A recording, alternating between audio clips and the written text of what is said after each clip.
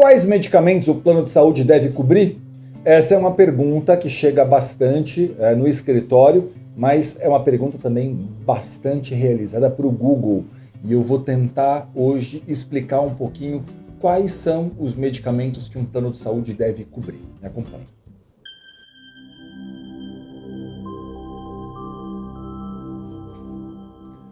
Olha, o principal critério para que a gente definir a cobertura de um plano de saúde é basicamente se esse medicamento tem eficácia e eficiência ao seu caso. Esse é o principal critério de cobertura, não é o rol da ANS, por exemplo, mas eficácia e eficiência. Vamos explicar o seguinte.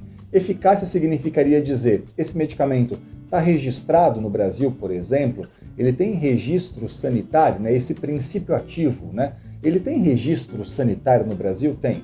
A eficiência seria, bom, comparado esse tratamento que está sendo indicado com os demais medicamentos disponíveis, é um medicamento com potencial para tratar esse paciente? Se a gente disser que sim, então existe uma excelente possibilidade de a gente fazer o plano de saúde pagar. Agora eu vou tentar esmiuçar aqui mais concretamente o seguinte. Como é que os planos de saúde têm avaliado isso? Olha, a primeira grande questão é que assim, quando o paciente está internado, o plano de saúde deve custear todos os medicamentos a esse paciente que foram usados no período de internação.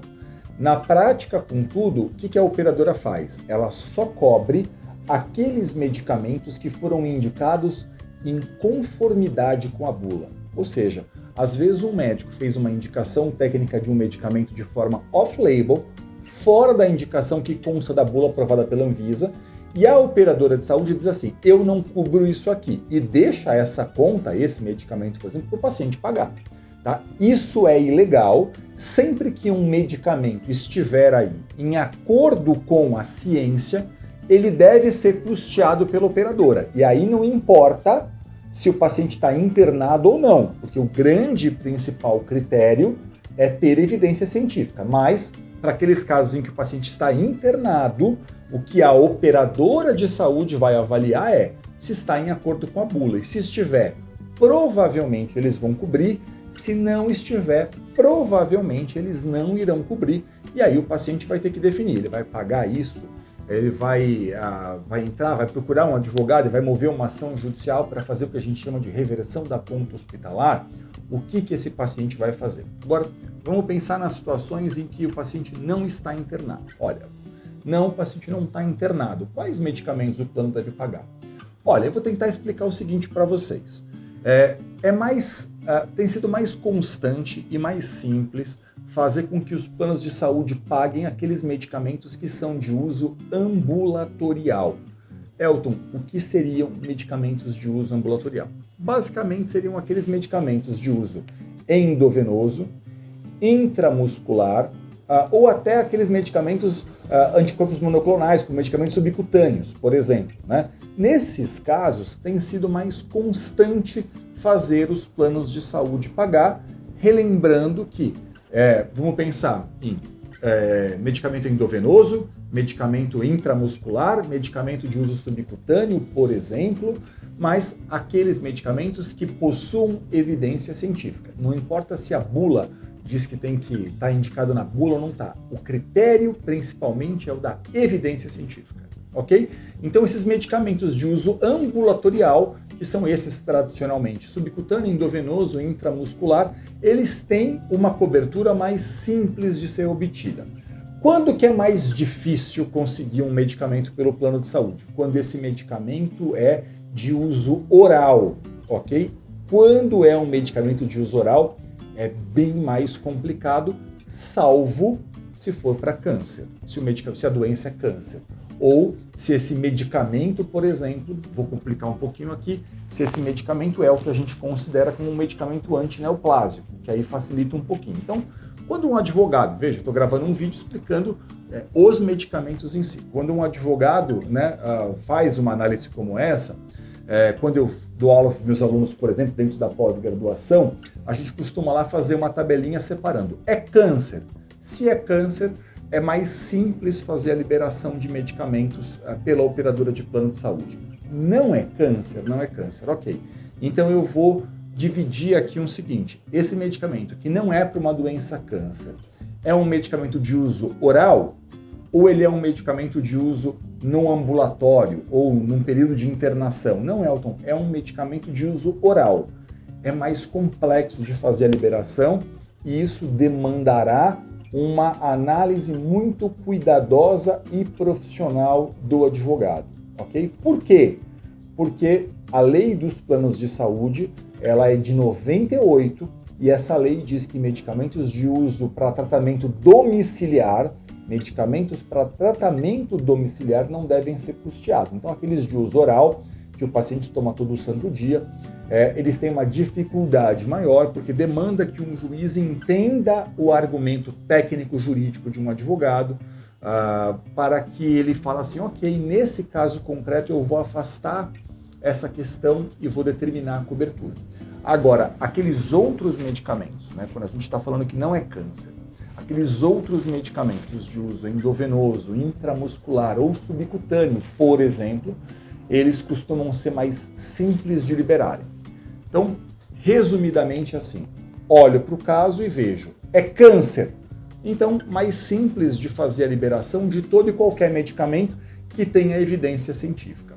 Não é câncer a doença principal do paciente. Então, se é oral, é mais complexo, e se for um medicamento de uso intramuscular, endovenoso, subcutâneo, entre outros, por exemplo, a gente pode estar falando de intratecal, enfim, tem outras coisas das quais a gente poderia falar aqui, que não vou entrar nesse debate agora, eles vão ser de uma cobertura mais simplificada.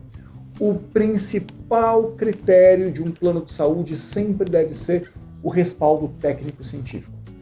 Ao meu sentir daqui, né, enquanto professor de direito, a forma de administração de um medicamento nunca deveria ser mais relevante que a finalidade terapêutica dele. Mas isso é uma discussão longa que a gente tem em sala de aula, então guardem sempre a regra de que assim, olha, para saber em abstrato quais medicamentos um plano cobre ou não cobre, basicamente isso. O que você pode fazer para, eu queria saber, no final de contas, se o meu medicamento está dentro do rol de procedimentos da ANS. Olha, eu vou tentar jogar aqui para você o seguinte, uma forma de você buscar isso ali dentro. Você pode fazer, por exemplo, da seguinte forma. Você pode entrar no anexo 2 da resolução normativa do rol da ANS, né? Vai entrar lá na regra do rol da ANS, você vai entrar no anexo 2 dessa regra e você pode, por exemplo, dar um Ctrl F no seu computador e jogar o nome do seu medicamento, por exemplo, para ver se ele está ali listado. Se ele está listado, você vai entender em que situações ele está listado. Procure sempre pelo nome do princípio ativo, nunca pelo nome comercial da marca, ok? E aí você vai ver lá, tá. Não está lá dentro? Não está.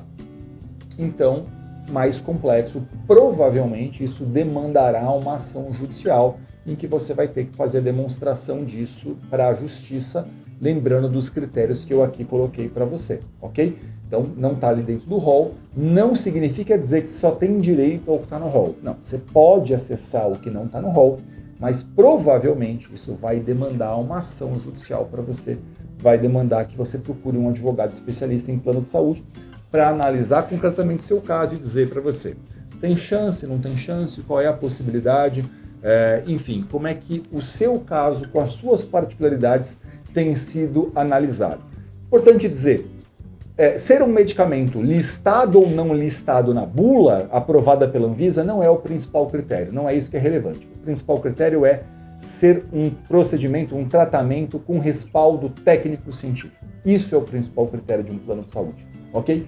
Mas a justiça e as interpretações da justiça vão diferenciar quando é câncer, quando não é câncer, e vão diferenciar se esse medicamento é de uso oral, se não for câncer, né, se é oral, e se não é câncer, por exemplo, se é endovenoso, intramuscular ou subcutâneo, quando então a gente vai dizer que esses são tratamentos de uso ambulatorial e, portanto, podem ter uma cobertura mais simplificada por uma operadora de plano de saúde, ok? Eu espero ter te ajudado, eu sei que a matéria é complexa, isso a gente fala, de repente, dentro de uma aula de pós-graduação, é longo e a gente debate isso com muita profundidade, então aqui eu estou só tentando dar noções e panoramas gerais aí às pessoas que querem um pouco dessa informação. É importante sempre que concretamente o seu caso, a sua especificidade seja analisada para que a gente entenda se você tem essa chance, tem essa possibilidade de cobertura ou não e qual é a dificuldade de obter isso pela sua operadora de plano de saúde. Que tudo fique bem, muito sucesso a você e até o próximo vídeo.